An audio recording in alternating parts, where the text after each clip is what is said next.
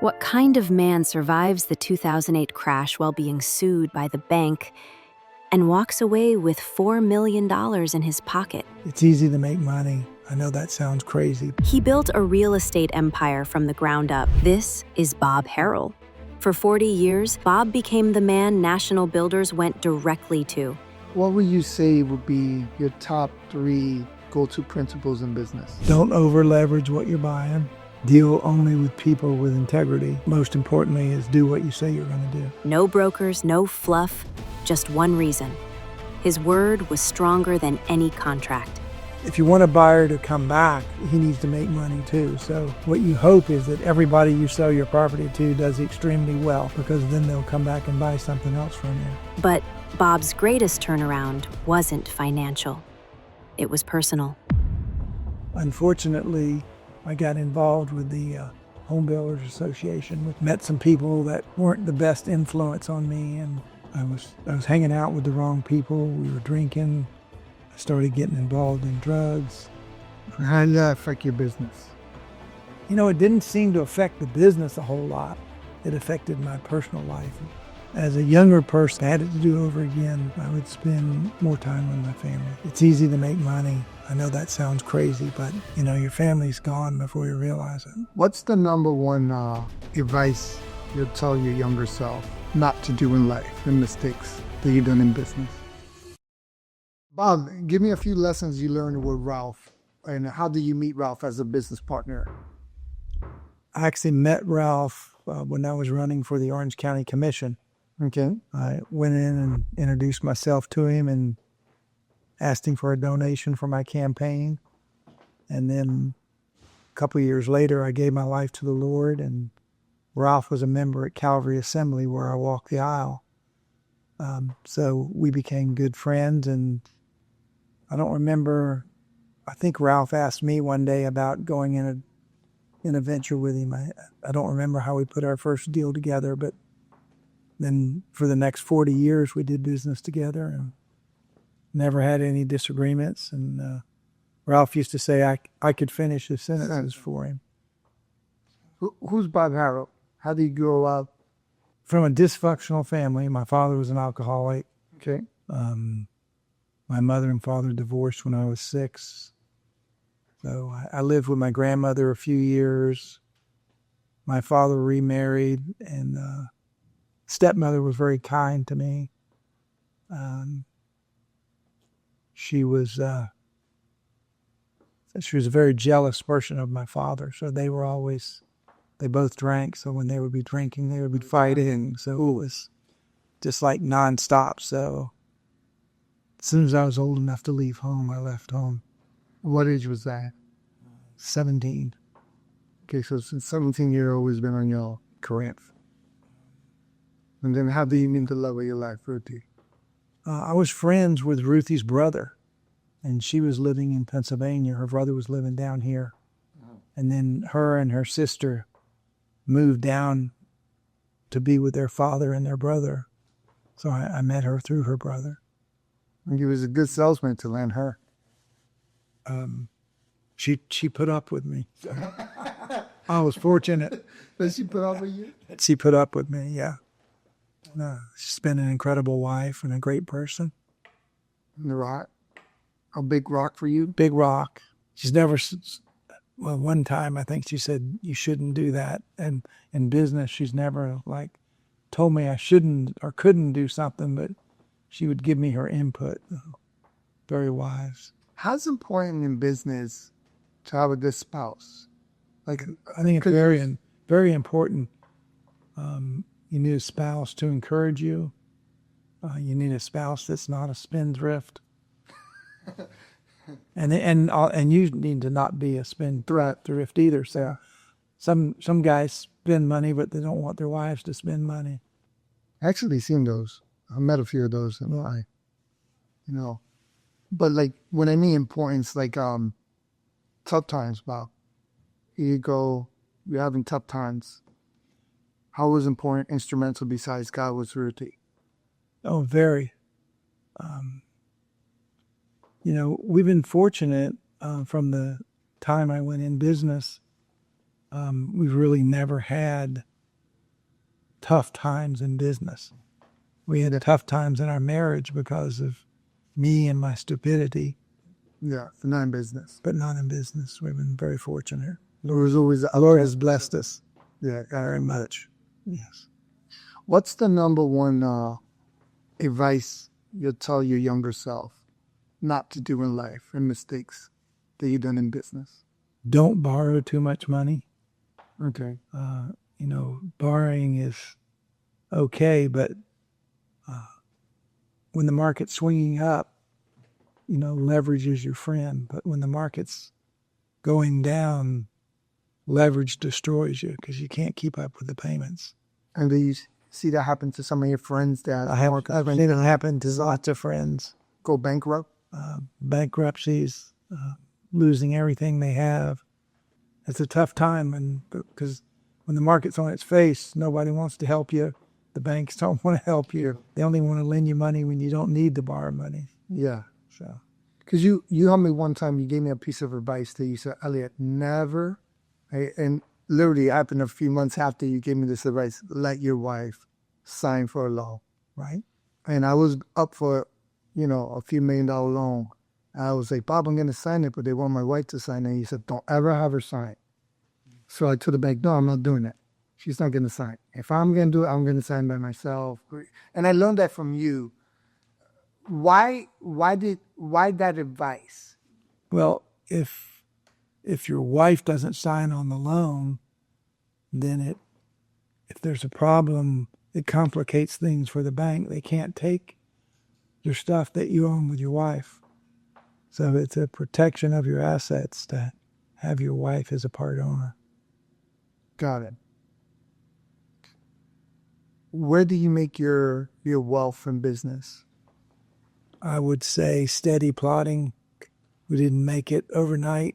We made it over 30 years, consistent, reinvesting, continually putting the money back into the business, not spending on luxury items until you had the money to pay for it. A lot of people, as soon as they start making money, they buy, second, third homes, buy a boat, buy a plane, and finance it all. Yeah.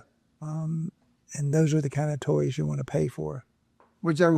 or rent them. No. And I remember in your office, my wife took that to heart when you said some of the best time for you was the day you saw your plane in your boat. Because most people, you're like, Elliot, you're better off charting. Why is that? Why would somebody be better off? Well, you don't have your capital tied up, and most people don't look at the cost to maintain a plane or a boat. You don't get just park it in a slip and go home. Somebody's got to take care of it. You got to buy insurance. You got to pay for power. Salt water's trying to eat it up 24 hours a day, 7 days a week. So there's a lot of maintenance that goes in. I love to use charter captains to go fishing because you go out for the day, they have all the rods, they've got everything. At the end of the day, they clean your fish for you. You leave with a bag of fish. You don't have to put up a boat. You don't have to clean a boat. Well, it's just a lot more fun. How do you start out, Bob, in business? I worked at Pittsburgh Glass Company in Winter Park, and a guy hired me away from Pittsburgh. His name was Tell Burke. Okay. And he didn't have any sons. He had 2 daughters, so he actually kind of treated me like his son. And one day he told me he was going to get out of the glass business, which is, I worked for him installing glass. And he said, I want you to buy the business. And I said, I have no money. He said, I'll finance it for you. You just have to get some working capital. So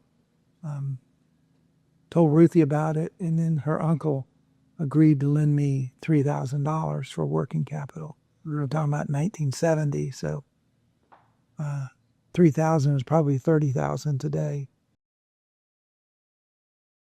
So I won't forget, he was going to charge me 6% interest. And I paid him back in 6 months and paid 6% interest for the whole year.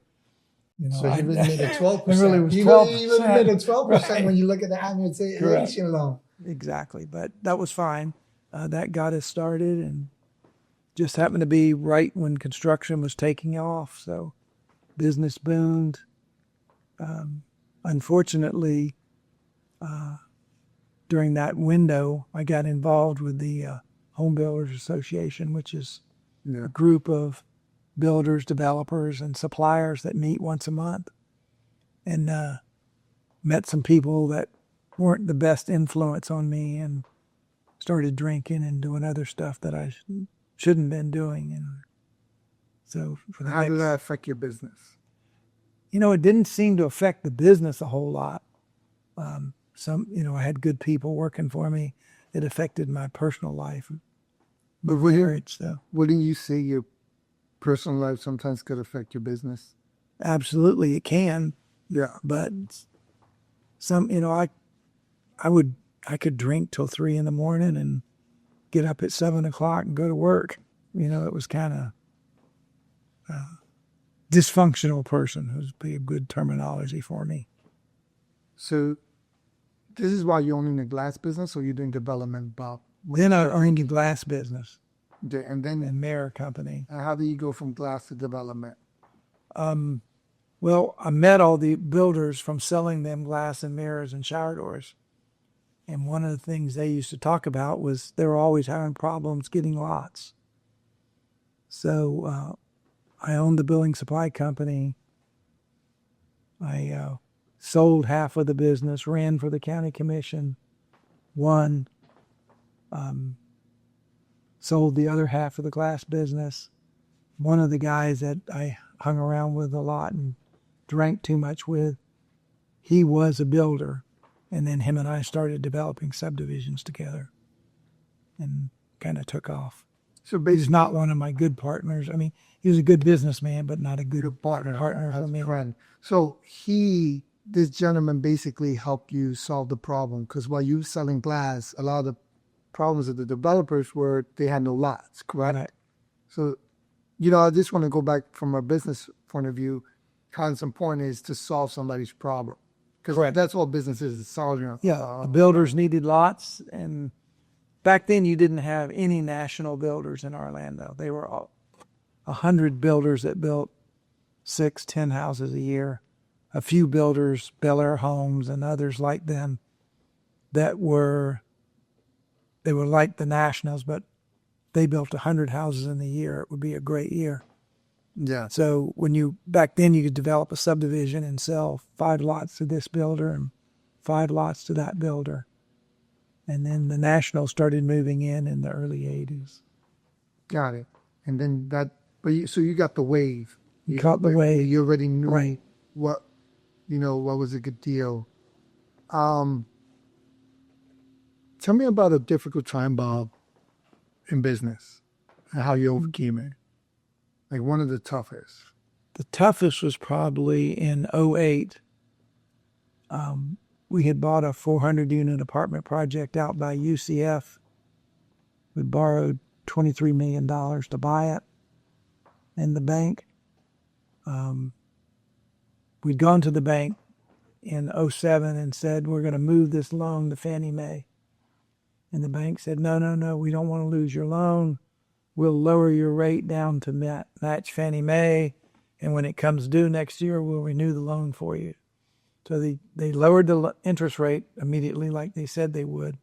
Then the next year, the 2008 recession had started. Not only did they refuse to lower the loan, they wanted us to make a big pay down, and actually $6 million pay down. We refused to do that.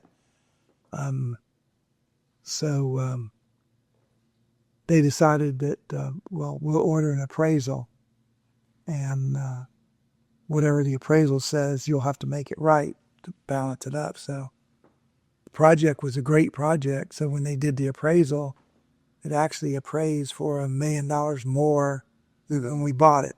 Got it. So therefore, we said, well, just what you guys said, whatever the appraisal calls for is what we'll do, and that's nothing. Actually, you need to lend us some more money.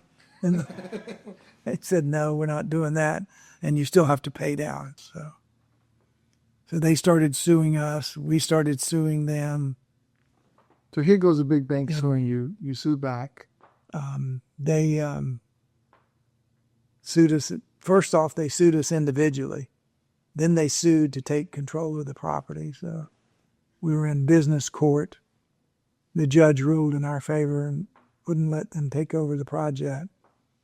And they wanted to, they had raised the interest rate to 24%. The judge made them lower it back to the note rate. Wow, that's hard money. 24% interest. And was you making those loan payments? No. Was that 24%? No, we told them if they raised the interest rate that we weren't going to make the payments. But we took the payment every month and put it in an escrow account with an attorney. So when the bank told the judge that we weren't making the payments, and then we told him that was true, but all the money was in the escrow account, he said, all of it? And we said, yeah, all of it. And he said, okay. He denied their request, told us to pay them and to start paying them again. And their attorney said, well, what about the default interest rate? The judge said, no, interest rate's going to stay what the note says until we go to court in May. So this was in December. So nowadays you have to go to mediation before you go to court. So we went to mediation, and they were, at this point, they were suing us, we were suing them. And in the end, they agreed to give us $4 million to go away if we agreed to quit suing them, because they had done a lot of stuff they shouldn't have done. In the records, we'd found like the appraisal that they ordered that we had to pay for as a note from the Orlando office, from Atlanta to Orlando, telling them, don't show us the appraisal.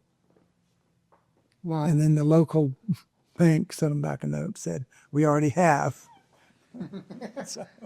But they had done all kinds of stuff that they shouldn't have done. Like when they first were going to sue us, we said, well, you guys told us you would renew the loan. And the guy said, yeah, but in Florida it has to be in writing. And I said, well, are you going to get on the witness stand and perjure yourself? What was the biggest lesson you learned from that? Get it in writing. Everything Get it in writing. When they lowered the interest rate, probably if we had said, give us a letter saying you're going to renew it when it comes due, they probably would have done it, because they didn't want to lose the loan at that time. This is before the big recession. Before the big recession. Which is probably where you done some of the best deals, because... We did. During the recession, we bought several projects at 10 cents on the dollar. And you sold it? A few years, 3 to 5 years later, we sold it for a lot more money than... Give me a deal scenario. One of the most creative deals I know you told me was one, I'm not going to mention names, but a hospital wants your land. Mm-hmm. They're telling you they're going to buy your land. They walk away. Right. Right? And they take another piece of land. Correct. What did you and your partner Ralph do? Because you guys started getting so creative. Well, Ralph immediately went to another hospital and said, we have this property, has all these entitlements. This other hospital walked away, and they said, well, we've been looking for 5 years in that area.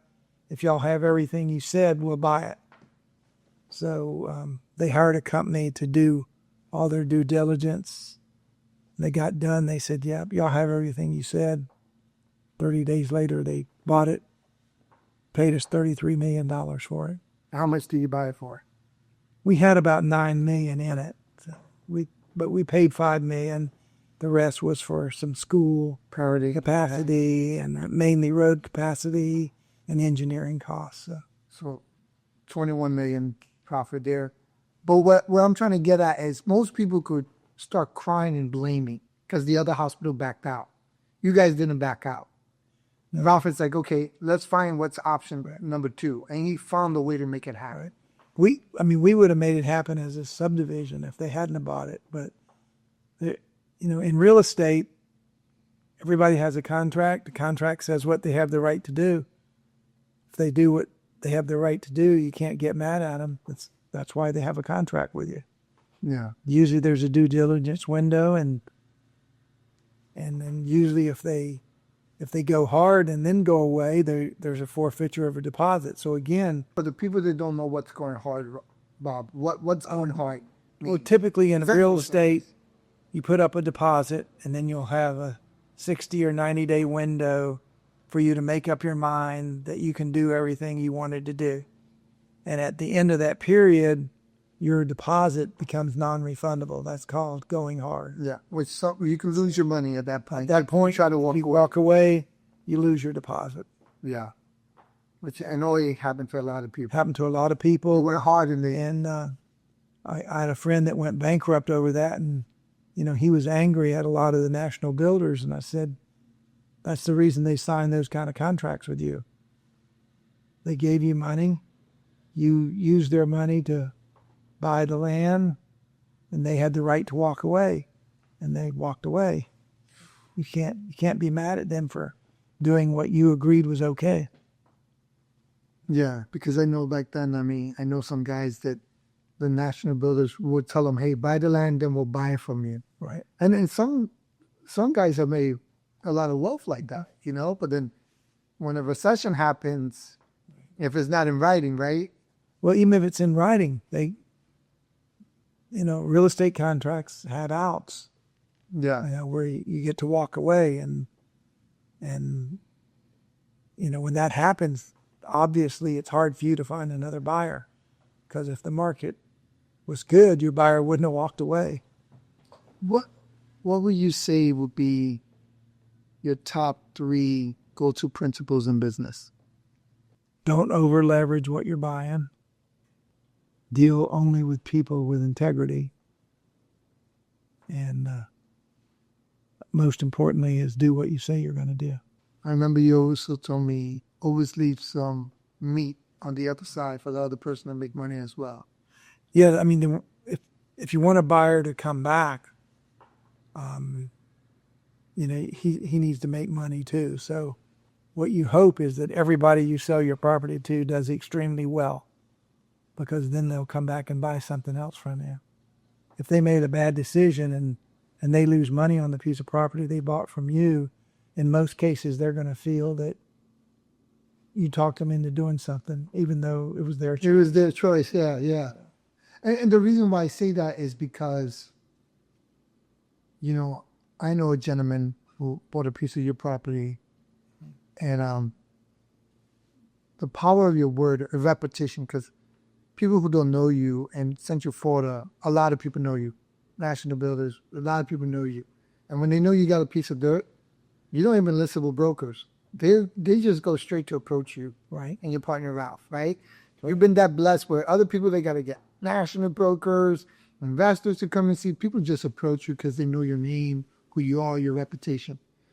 And I know a guy who was like, Bob said he'll sell it to me at X. You was happy because you already doubled your money. Right. And he was like, but it was worth $4 million more. And he thought he stole it. And I was like, I told this developer, who we both have in common, I said, the thing with Bob is he's a man of his word. If he says he sells you X, even if he would have sold him that appraisal, he would have never raised the price. His word is his word. Because these are some of the things you taught me. Well, your word is your word. And I was like, so he wouldn't care. But you always told me, leave room for the other guy to always make money. True. And that's how you and Ralph build your business philosophy, where it has worked. Yes. Yes, it has. How could you explain real quick, because your industry is land development, okay? And around here in Orlando, we got a place called the Millennium Mall. It's where the high-end stores are at. And around that piece of land in the corridor, you build there was an apartment community developer who got from you Wawa's, at a storage. So could you explain, here it goes, people are having tough times, you pay for it, you get it developed, you sell some of these assets, and then you keep this one and then you make a cash flow. How does that work? Well, most of the time, Ralph and I, we wear our developer's hat. So we usually develop and sell. We usually don't participate. We don't build normally. Because you're the land developer. We're land developers. So You buy land. a lot of people are always trying to talk me into staying in the deal, but that's not, our approach has been that's not what we do. The exception we made to that was on a couple of Wawas where we just put up the land in a land lease where Wawa pays us rent for 30 years, and then they have a couple of options, and they actually build the building, they pay the taxes, they do everything. So, And then if their lease is gone, their lease is gone, they have two options. They either leave the building if we want it, or they have to scrape the site clean and put it back like it was when we leased it to them. So it's So pretty much one of the best rental deals a person could. Wawas make a great, especially because they're triple net. Yeah. No matter how much the taxes go up. What's triple net? Can you explain to the crowd that young guy, what is it? Triple net means the person renting it from you pays the cost of everything. They mow the grass, they pay the taxes, they pay the insurance, they pay if the air conditioning breaks. Typically they pay everything on a triple net. In our case, it's a triple net land lease, so those issues wouldn't be there anyway. But on a triple net warehouse, usually the tenant pays everything except the roof. Even in a triple net, typically the landlord pays for roof repairs that the tenant would pay. The door doesn't work, the toilet stopped up. They paid. They pay under triple net leases. How much you got that deal for? How much you sold it for? And you got rental out of that. We haven't sold the Wawas. We still own them. Yeah. So But how much did you get that big parcel of the land deal for when it was upside down? I honestly don't remember what we paid for those, but we made a substantial profit on both of them. And that's always not over leveraging what you said, or always having cash on hand. Other than two projects, Waterford Trails, Ralph and I borrowed money, and the apartment project, Ralph and I borrowed money. All the other projects we did, we paid cash for. So you never So we didn't Well, have so much. leverage or debt on anything except Waterford and the apartments. the apartment, which by the way, you knew years later, Right. it was a great deal. It was a great deal. It was a great deal. Yeah. What would you tell your younger self? How would you expedite your time? All these years of experience, what would you tell your younger self to make it quicker, faster, but at the same time? I don't know that I would try to make it quicker or faster. I think if you try to make it too quick or too fast, you can get in trouble, get ahead of yourself. As a younger person, I would have, if I had it to do over again, I would spend more time with my family. It's easy to make money. I know that sounds crazy, but your family's gone before you realize it. No, I remember you're the reason why I eat dinner 95% of the time if I'm not traveling with my wife. Because I remember you told me, Yeah, Ruthie has always cooked dinner. yeah, you said, hey, always be there for dinner. One time. You said you made a promise that you always be for supper.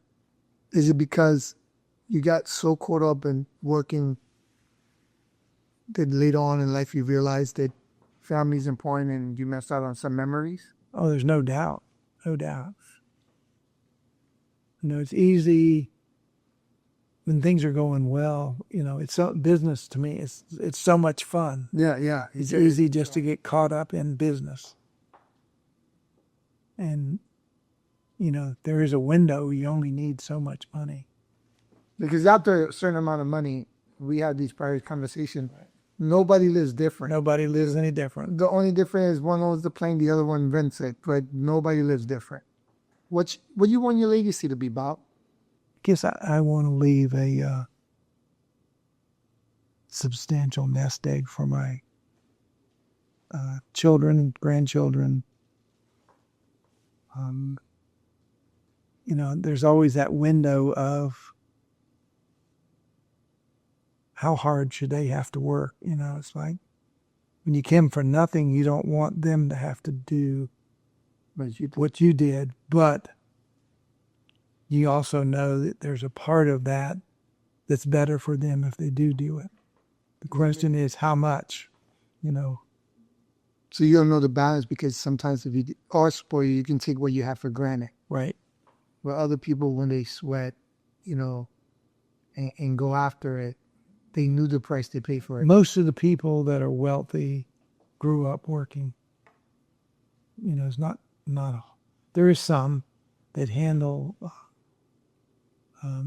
inheriting wealth well, but in general, they say by the third generation, there's usually lost it all, spent it all.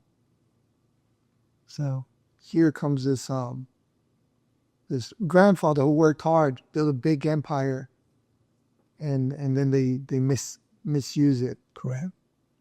Which I remember a guy told me one time, a wealth manager, he said, Elliot, if they're driving Lamborghinis at 18, you're done. They're in trouble. No, he told me, you're done.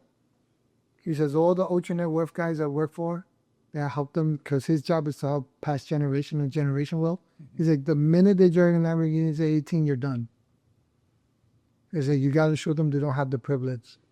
And typically the richest people actually put their kids on coach. They don't even put them on the private jet, so they can see how it feels to be normal. Right. Because he's like, if you spoil them too much, they'll be numb to it, and not know the sacrifice. So what do you do to teach your grandson? So everything you built, he keeps maintaining it and leaving that legacy.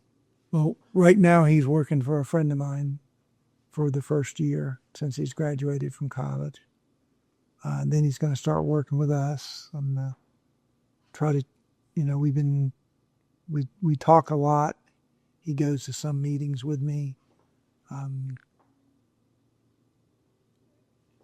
He does like to goof off, finish fish hunting and stuff, but he does a good job. He's also interested in his job and he wants to make money.